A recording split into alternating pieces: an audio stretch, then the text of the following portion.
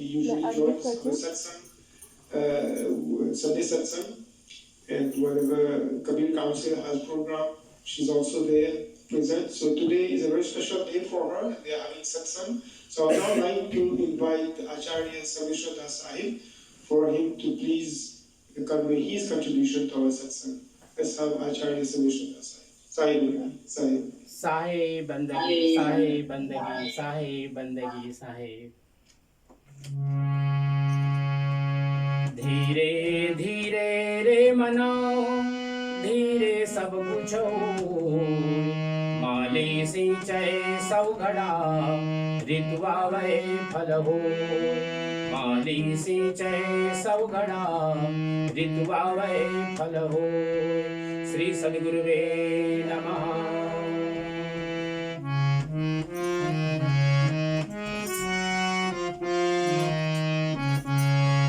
धीमी गाड़ी हाँको रे राम गाड़ी वाला, कोई मधुरी गाड़ी हाँको रे राम गाड़ी वाला।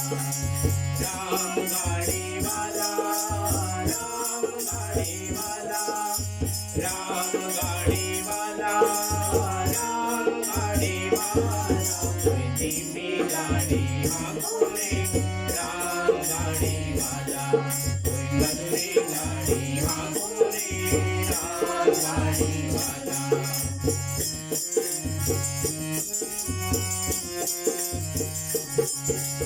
गाड़ी तेरी रंग बिरंगी बैल तो है दो चार। गाड़ी तेरी रंग बिरंगी बैल तो है दो चार। हाँकने वाला चैन नीला, बैठने वाला लाल। हाँकने वाला चैन नीला, बैठने वाला लाल। राम गाड़ी वाला, कोई धीमी गाड़ी हाँको रे राम गाड़ी वाला, कोई मधुरी गाड़ी हाँको रे राम गाड़ी वाला।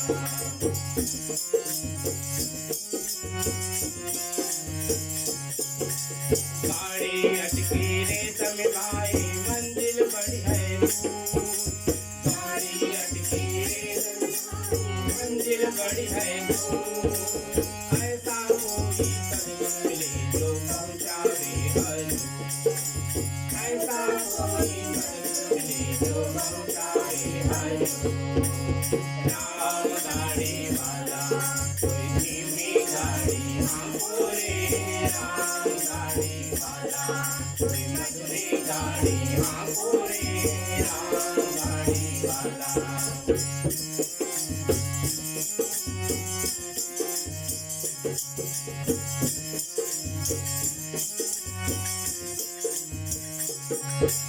थोड़ा छूटा तन से भाई, जग में पड़े पुकार।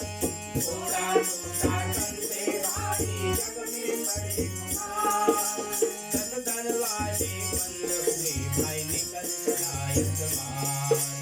दस दरवाजे बंद हुए भाई, निकल चला एतबार। राम गाड़ी वाला, कोई धीमी गाड़ी हाँको रे राम गाड़ी वाला, कोई मधुरी गाड़ी हाँको रे राम गाड़ी वाला।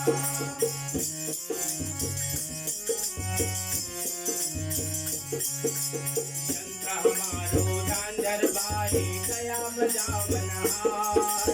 यंत्र हमारो झांझर भाई, गया बजा बनहार। यंत्र बजाओ तो धीरे टूट गया सब तार। यंत्र बजाओ तो धीरे टूट गया सब तार। राम गाड़ी वाला, कोई धीमी गाड़ी हाँको रे राम गाड़ी वाला, कोई मधुरी गाड़ी हाँको रे राम गाड़ी वाला।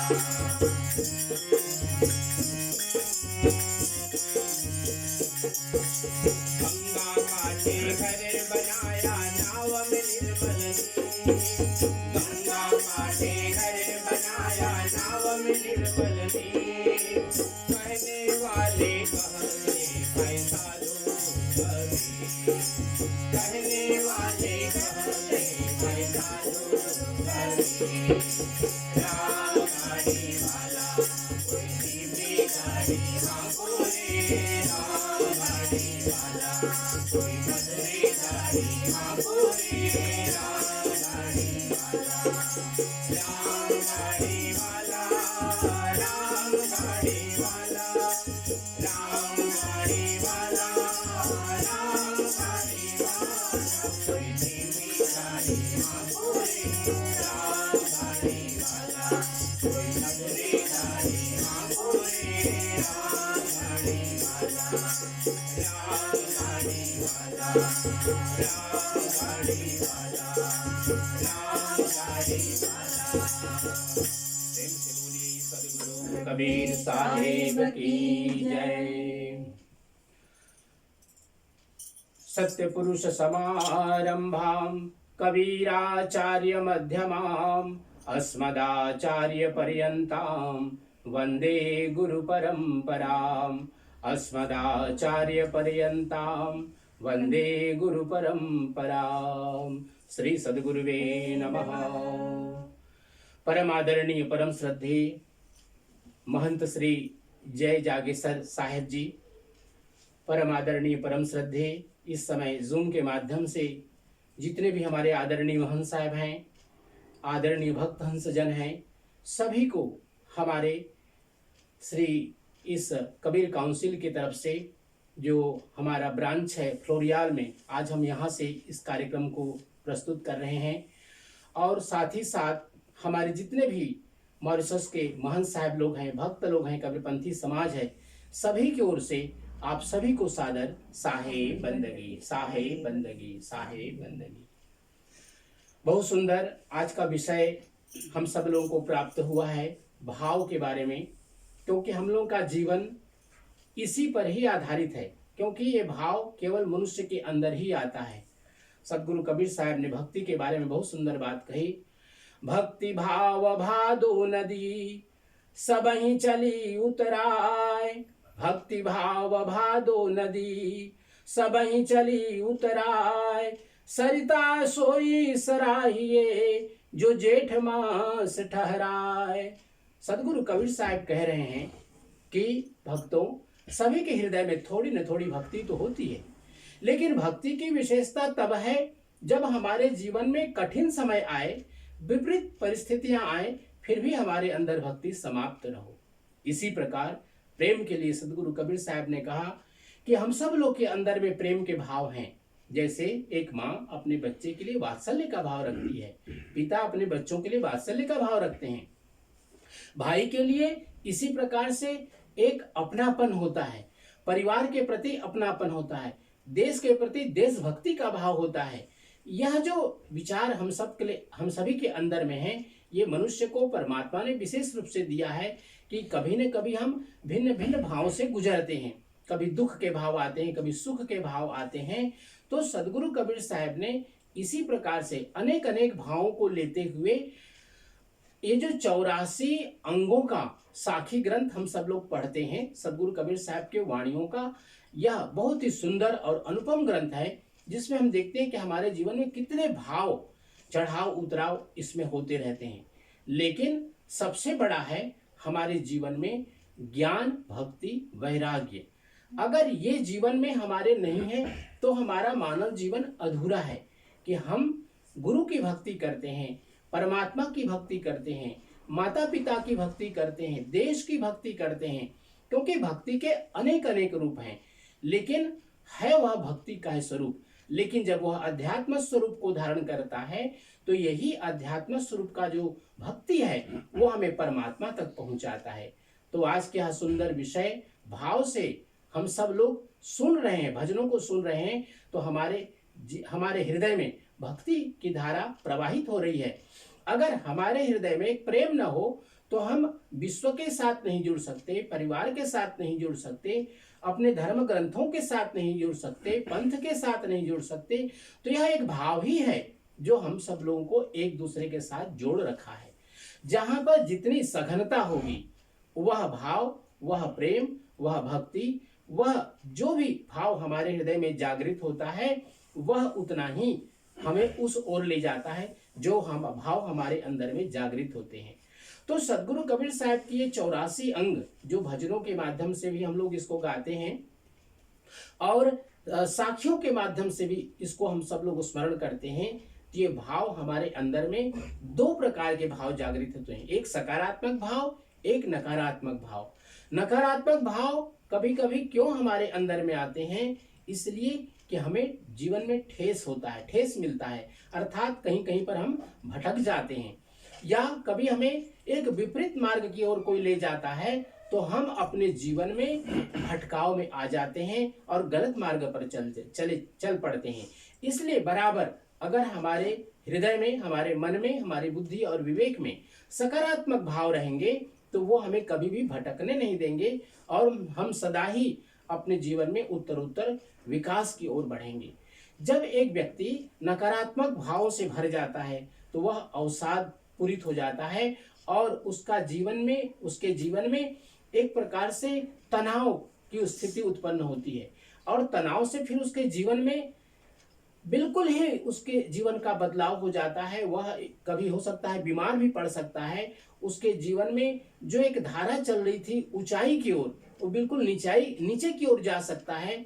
जो उसने अपने जीवन में लक्ष्य बनाया था कि हम अपने जीवन में क्या करेंगे, वो अपने लक्ष्य से भटक सकता है। तो सदगुरु कबीर साहब ने इसलिए बार बार कहा कि हमें सत्संग से जुड़ना चाहिए, अच्छे लोगों से जुड़े रहना चाहिए, हमें विद्वान लोगों से जुड़े रहना चाहिए, जिससे कि कभी अगर हमारे मन में व्याकुलता आए, किसी प्रकार की कमी आ जाए, किसी प्रकार के आत्मबल हमारे टूटने लगे, तो ऐसी परिस्थिति में ये सत्संग हमारे जो बड़े गुरुजन हैं उनके द्वारा और कभी कभी धार्मिक जो हमारे सदग्रंथ हैं उनके भी अध्ययन से हमें इस अवसाद से, तनाव से निकलने में बहुत सहायता मिलती है। तो हम बराबर स्मरण रखें कि यह मनुष्य जीवन बहुत ही अनमोल हमें प्राप्त हुआ है और इस अवसर का यही लाभ है कि हम अपने जीवन में इन भावों को समझें कि भक्ति के माध्यम से हम अपने सबके जितने भी परिवारजन है, समाज है, सबको जोड़ करके रखें। कहीं पर कभी कटुता भी आ जाए तो उसको भी समाधान करने का प्रयास करें प्रेम पूर्वक, क्योंकि यही प्रेम का ही जब एक ऊंचाई को हम प्राप्त करते हैं प्रेम के द्वारा, तो वह भक्ति का स्वरूप धारण कर लेता है और भक्ति ही एक ऊंचाई में जब पहुंचने लगती है तो वही अध्यात्म के स्वरूप से परमात्मा के लिए प्राप्त करने का सीढ़ी बन जाती है। सदगुरु कबीर साहब ने कहा, भक्ति निसैनी मुक्ति की संत चढ़े सब धाय, जिन जिन मन आलस किया जन्म जन्म पछताए। सदगुरु कबीर साहब ने भक्ति को इसलिए इतना ऊंचा स्थान दिया कि जिस व्यक्ति के जीवन में समर्पण नहीं है तो वह ज्ञान और वैराग्य की ओर नहीं बढ़ सकता है। इसलिए प्रथम अध्यात्म का सोपान है भक्ति। भक्ति निसैनी, निसैनी का अर्थ होता है सीढ़ी। तो ये जो सीढ़ी है भक्ति की, प्रथम सीढ़ी है उस परमात्मा की ओर बढ़ने के लिए। भक्ति निसैनी मुक्ति की संत चढ़े शब्दाएं। संत उनको हम कहते हैं जो प्रयास करते हैं कि हम अपने जीवन में जो कुछ भी अपवृत्तियां आ गई हैं, कुवृत्तियां आ गई हैं, उनको हम दूर कर सकें। नित खरसान, साहब जी इसलिए कहते हैं नित खरसान लोह घुन छूटे और नित की गोष्ठी माया मोह टूटे। एक सुंदर सदगुरु कबीर साहब ने उदाहरण दिया, जिस प्रकार लोहा बहुत दिन तक रहने पर उसमें घुन लग जाता है, उसको बराबर सफाई मांजने की आवश्यकता होती है। इसी प्रकार हमारा मन अगर सत्संग में नहीं जाएगा, आध्यात्मिक धर्म ग्रंथों का अध्ययन नहीं करेगा और इस प्रकार से हमारे अंदर में साधना, किसी प्रकार के कोई सदग्रंथों का अध्ययन, स्वाध्याय या कहीं किसी पूजा पाठ में नहीं जाएगा, तो हमारे मन में भी इसी प्रकार के घुन लग जाएंगे और यह मन बुराई की ओर बढ़ने लगेगा। इसलिए साहब कहते हैं सत्संग हमें बराबर करते रहना चाहिए, सद्गुरुओं से मिलते रहना चाहिए और जो हमें सन्मार्ग बतलाते हैं उनके प्रति हमारी भक्ति बढ़ती रहे, यह हमें प्रयास करते हुए सत्य पुरुष परमात्मा की ओर एक एक पग आगे बढ़ाते चलें और सत्यलोक के मार्ग में हमारा यह मानव जीवन ही सहायक बन सकता है, क्योंकि अन्य अनेक जो जीवन है वह हमारे लिए उपयोगी नहीं है, क्योंकि उनमें यह बुद्धि, विवेक और जो उनका ज्ञान है वो बिल्कुल अधूरा है। उनके जीवन में इनको प्राप्त करने के लिए कोई व्यवस्था ही नहीं है, केवल मानव ही इस काम को कर सकता है। एक सुंदर विषय आज का रहा कि हम सब लोग भाव पर बात किए, परिवार में प्रेम पूर्वक सब लोग रहें, शांति पूर्वक रहें, यही सदगुरु कबीर साहब की शिक्षा है। क्योंकि जब हम अपने परिवार आसपास में अगर शांति लाएंगे तभी हम आगे अध्यात्म की ओर बढ़ पाएंगे। एक अशांत मन न तो समाज में अच्छे ढंग से जी सकता है, न अध्यात्म की ओर आगे बढ़ सकता है। इसलिए मन को सदा शांत भाव रखते हुए प्रतिदिन सदगुरु के नामस्मरण भक्ति भाव से उनका संध्या ध्यान आरती और जो सदगुरु कबीर साहब का बहुत बड़ा उपदेश है शब्द सुरत योग की साधना, उस ओर भी बढ़ने का प्रयास हम सब लोगों को करते रहना चाहिए। आज एक बहुत सुंदर अवसर हमारे परम पूज्य महंत श्री जय जागेश्वर साहब ने जी दिया कि अनेक अनेक भाव हमारे जीवन में जगते हैं। जैसे हम समुद्र के किनारे जाते हैं और तरंगे किनारे से टकराती हैं और वापस जाती हैं, ऐसे ही हमारे मन में इसी प्रकार से विचार आते हैं, बदलते हैं और चले जाते हैं। और भगवान बुद्ध ने अपने धम्मपद ग्रंथ में पाली भाषा में कहा उपज्जित्वा निरज्जन्ति, अर्थात एक लहर आते हैं दूसरी तरफ जाते हैं, फिर दूसरी लहर आती है और फिर से वापस जाती है। तो ये जीवन की धारा है। बराबर हम सत्संग से जुड़े रहें, सदगुरुओं के शरणागति में रहें, सदग्रंथों का अध्ययन करें और इस प्रकार अपने जीवन को उत्तरोत्तर उत्कर्ष की ओर ले जाएं। यही प्रेरणा सदगुरु कबीर साहब और हमारे गुरुजन देते हैं। तो मैं पुनः हमारे कबीर पंथ श्री कबीर काउंसिल, ये जो हमारा फ्लोरियाल ब्रांच है, हमारे 10 ब्रांच है कबीर काउंसिल के, उसमें से एक ब्रांच फ्लोरियाल है। आज हम यहाँ पर सत्संग कर रहे हैं। यहाँ हमारी बहन रहती हैं श्रीमती रेवती मंगरा जी। आज उनके यहाँ ये सत्संग रखा गया क्योंकि उनके 72 साल पूरे हो रहे हैं उम्र के, तो इसलिए उनको हम बधाई भी देते हैं और आप सबका भी आशीर्वाद चाहेंगे, उनको आशीर्वाद मिले। और आप सभी को हम सब की तरफ से, पूरे मॉरिशस के कबीर पंथियों की तरफ से आप सबको पुनः सादर साहे बंदगी, साहे बंदगी, साहे बंदगी। धन्यवाद आपको आचार्य सर्वेश्वर साहिब जी। Thank you very much. Happy birthday to you, Sister Champa. And I hope everything goes on well with the satsang. And शुभ आहार, अभी तो वहाँ समय आ गया है महाप्रसाद पाने के लिए, so शुभ आहार सभी को। Thank you for your participation, Acharya Sarveshwar Sahib. You have really highlighted the different aspects of bhav, especially how do we switch from negativity to positivity by using satsang as a platform so that we can be more positive in our life to fulfill the purpose of our life. Thank you once again.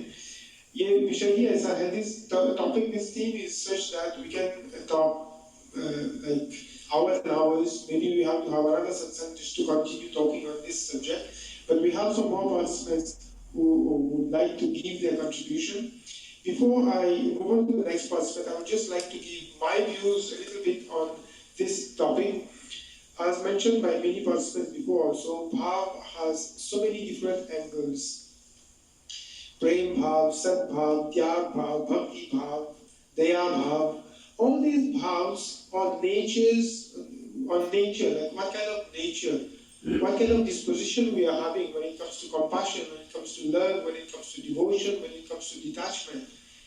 How are we inclined? How much inclined are we to express, for example, devotion, to express compassion, to express love, to express truthfulness, to express detachment in our life? Because these are the components of a successful aspirant who has embarked on a spiritual path. I'm not going to talk too much on this because many of you have already highlighted so much on it, but I just would like to make a very great distinction between what we usually say emotions, which in Hindi we say bhavna, and this bhav that we're talking here is like Acharya ji also talked about adhyatmic, which is spiritual emotion that we are talking about. In life, we know that there are so many different emotions, and if we think about it, it looks like there are more negative emotions than positive emotions. Like we think of positive emotions as being love, as being admiration, as being gratitude, as being satisfaction. But when we think about all those negative emotions like fear, anxiety, anger, disgust, embarrassment, stress, jealousy, envy, frustration, loneliness, All these types of emotions that we express are more on the negative side. But when it comes to the spiritual, what we're talking about today, the spiritual emotion, it really has to do with the heart. It has to do with how we switch from the head to the heart. How we are able to take things with our heart, because the heart can never go wrong. The mind always fluctuates between this and that. Yes, we need to have Gyan Bhav also, by using our buddhi, by using our intellect to be able to discriminate between what is right and what is wrong. But once we know what is right to do, it is the application of our heart, how we take it at heart, and we express it wholeheartedly. This is the power that we are talking about today. So Sahib says, in respect of sadhus, in respect of people who embark on the spiritual path, Sahib says, what is the bhav of the sadhu? Sadhu bhuka bhav ka dhan ka bhuka nahi. He who has embarked on the path of spirituality doesn't care about possessions, material, wealth, money, and this and that, because he knows that God provides for everything that he needs in his life. But he is bhuka bhavaka, he is thirsty, he is hungry for what? For bhav, which is devotion here. How much devoted people who he visits, people who are around him, wherever he goes, this is the kind of bhav that he is looking for. Sadhu bhuka bhav ka dhan ka bhuka nahi. Dhan ka bhuka jo mile, so to sadhu nahi. That person who has not been able, just like Acharya ji just mentioned about those three things, Gyan, Bhakti or Vairagya. To be able to practice Vairagya, we have to be able to detach ourselves from all those material possessions. We need them to run our life, to live our life, but we should not be attached to it. That's why Sahib is saying, Dhan ka bhuka jo gire, so to sadhu nahi. If somebody is just attached and just wants that dhan, that material thing, how can he express devotion? Can he express divine love? So this is what I wanted to talk a little about. We don't have too much time. I would like to switch to some other participants who really want to give their contribution in our satsang today. I would like now to invite Ramesh Bhai for him to please share his contribution with us, please.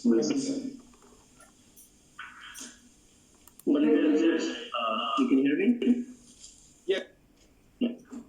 Sahib, I will say Sakhi from Daya Sagar from our Singapore for the subject that we have, bhav.